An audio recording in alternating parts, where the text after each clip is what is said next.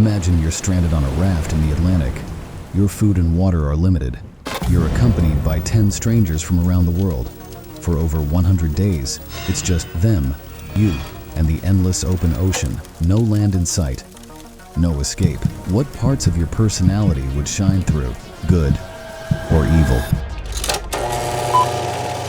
Scientists in the 70s were obsessed with monkeys, using them as subjects for various strange experiments. One specific study conducted on monkeys revealed that the primary motivation behind the majority of violence in that species was a desire to have sex with ovulating females. Santiago Genovés, a Mexican anthropologist and rogue psychologist, was deeply intrigued by this study and determined to test similar violent behaviors on humans. The motive? A cure for world violence, an experiment for world peace. I'm calling it the Peace Project. Santiago strongly believed he could solve all world problems by understanding the root cause of violence among humans. Santiago loved extreme rafting and was a member of a multinational crew on Thor Heyerdahl's 2 Raft expeditions. On these expeditions, they sailed reed rafts like those used in ancient Egypt across the Atlantic. Naturally, he thought, why not put a bunch of people on a raft away from humanity and witness the chilling spectacle of their gradual descent into madness and brutal chaos, all driven by the desire to have sex. It was then that the Acali Expedition was born. Having defined the motive and process, now madness could begin. Santiago teamed up with a British boat builder to create the Acali, a 12 by 7 meter raft. Santiago places ads in a multitude of international newspapers to assemble his unconventional crew of rafties, crafting a world-in-a-nutshell scenario on the raft. He recruited 4 men and 6 women in their early 20s to mid-30s who fit his personal checklist of sexually attractive, because obviously he wanted them to have sex. He made sure everyone signed a contract, demanding they give their souls, bodies, and minds to Santiago. Santiago finally gathered his group of hopeful rafties at Canary Islands, each with their own story of misfortune. Among them was Maria, the first Swedish woman to graduate with a professional sea captain's degree. Santiago intentionally sought a female captain. The diver who would perform any maintenance on the raft was a woman. The radio operator and the sole doctor on board was also a woman. This was not driven by feminism, but rather to challenge the men on board, making them confront their own insecurities by taking orders from women in power. Also on board is a photographer named Esk, thinking he'd be documenting the experiment and not actually participating. There's Mary too, escaping an abusive partner who nearly took her life. A handsome priest was thrown into the mix to ensure they all felt extra guilty when they eventually have sex, with the hope that the guilt would boil over into violence. Or maybe Santiago just wanted to satisfy a fetish. On the morning of May 12, 1973, the Acali set off. Santiago was all set to journal about people on the raft while they inevitably break down into a lawless mess. The initial days passed without any issues. The volunteers carried out their duties on the raft and began warming up to their newfound family. The only peculiar aspect of their routine was Santiago distributing his questionnaire. These surveys got into personal territory, covering things like, to whom do you feel the closest to and why?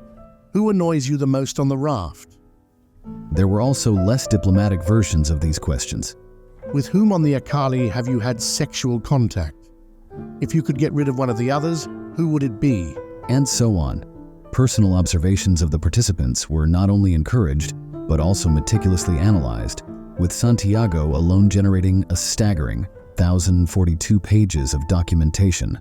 Unusual and somewhat unsettling, these surveys were filled out privately and disclosed exclusively to Santiago, all supposedly in the pursuit of science, I suppose. Weeks into the journey, Santiago's dark expectations remained unfulfilled. There was no nightmarish descent into chaos, violence, or even primal release of unfiltered sex, denying him the spectacle he so eagerly awaited. Instead, everyone were becoming good friends, sharing things, reading books, smiling, laughing and playing games together, and accepting each other's company. This infuriated Santiago, prompting him to confiscate all their books, claiming that they were jeopardizing his experiment.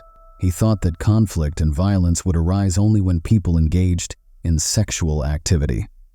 Santiago's wait ended as people started hooking up, but his happiness faded quickly.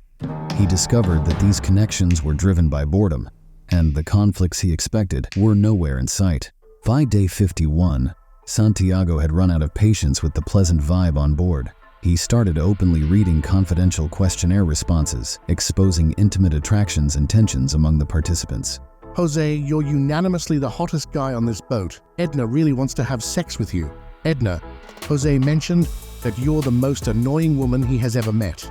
Then he started shouting racist slurs and throwing water at people's faces. How's he going to get world peace if they don't start hitting each other, right? The only aggressive person on the raft was Santiago himself. Despite his provocative actions, there was little sex and almost no visible violence during the entire journey. They were having good times. But then there was an incident. The beginning of the violence. One morning, a few people were fishing and someone caught a small shark. They pulled it onto the deck and the group got really excited. To Santiago, though, it looked different. This is it. The moment of violence.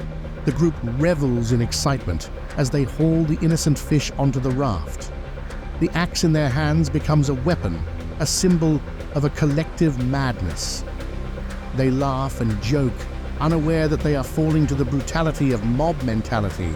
As they mercilessly hack at the fish, I see it as the first act in a disturbing play. The violence unfolds before my eyes, and I hope this eruption of chaos continues. But, to his disappointment, his deep and obsessive need for violence remained unfulfilled. It turned out they were simply having fun, cooking, and enjoying a freshly caught fish. As the group grew closer, Santiago's surveys got more personal and edgy. How many times have you masturbated? Who have you had sex with? Who do you want to have sex with? Who do you want to kill? The group started hating Santiago. Naturally, the most popular answer to the question, who they disliked the most, was Santiago. Despite the blatant manipulation that was taking place, the test subjects spent increasing amounts of time together on the raft.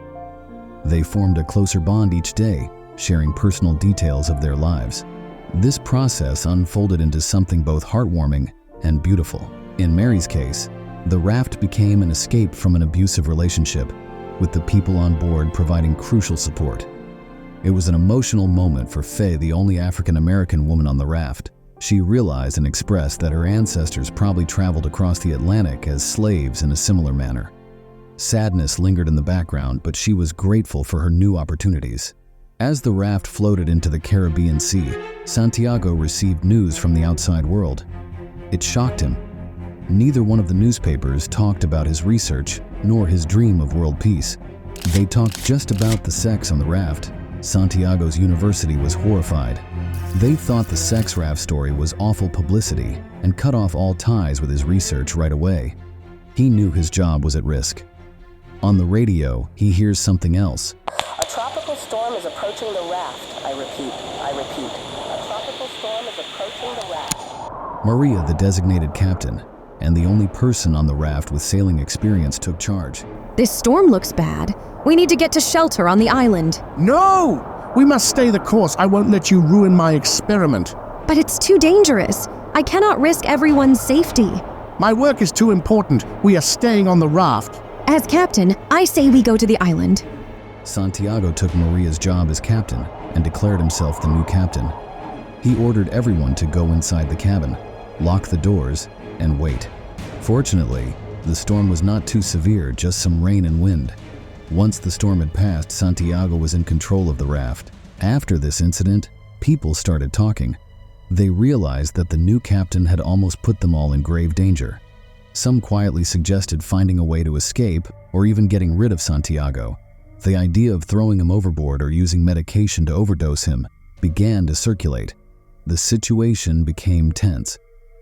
While recovering from their difficulties at sea, the raft came face to face with an approaching freighter.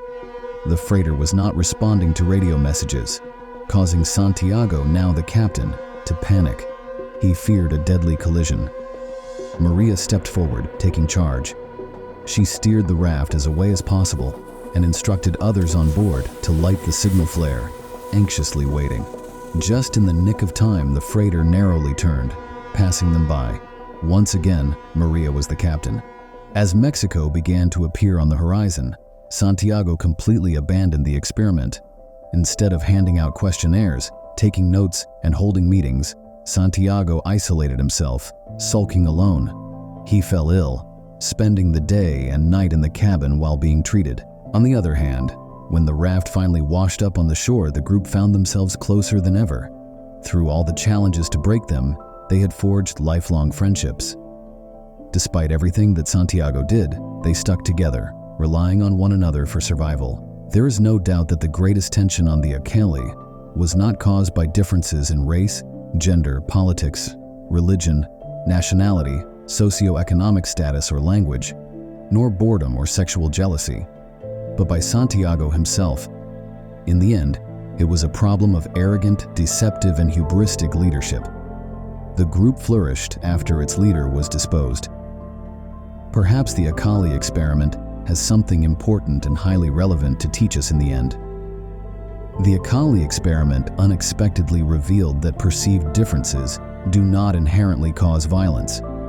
True unity emerges not from personal characteristics, but from shared goals of justice, security, and cooperation. With courage and moral clarity, we can build a society defined not by what sets us apart, but by what brings us together. To achieve true peace, we must replace self-centered leaders with those who are committed to justice, security, and cooperation. Good leadership brings people together and not drive them away. If you appreciate these thought-provoking social insights, I invite you to subscribe to our channel.